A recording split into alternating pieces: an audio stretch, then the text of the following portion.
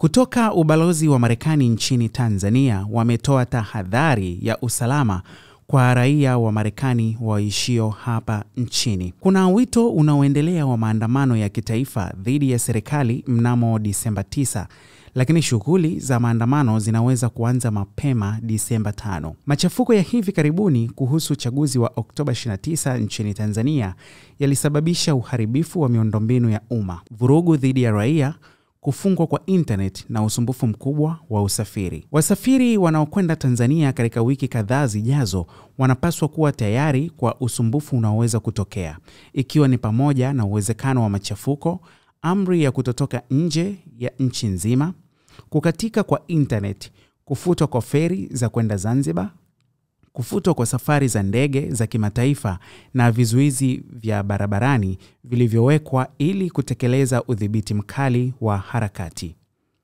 Kufuatia machafuko ya hivi karibuni, raia wa kigeni wameona umakini mkubwa kutoka kwa mamlaka za usalama za mitaa, na vikosi vya usalama vimefuata ushahidi wa uhusiano na machafuko au maudhui nyeti kisiasa. Polisi wamewakumbusha umma kwamba chini ya sheria ya Tanzania, kushiriki picha au video ambazo zinaweza kusababisha hofu ni kosa la jinai.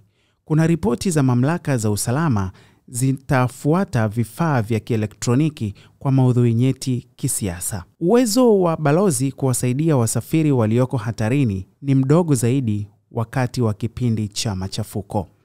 Sasa kuna hatua za kuchukua kwa raia wa Marekani waishio hapa nchini kufuatia matukio ya machafuko. Kwanza, wanapaswa kuepuka maandamano, wanapaswa pia kuepuka umati wa watu, wanapaswa kuwa na akiba ya maji, chakula, dawa, mafuta na pesa taslim iwapo kuna mahitaji ya kujificha.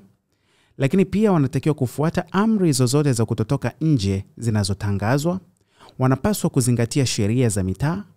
Wanapaswa kuthibitisha safari zao za ndege kupitia simu kabla ya kusafiri kwenda uwanja wa ndege, lakini pia wanapaswa kupitia mpango wao wa usalama binafsi.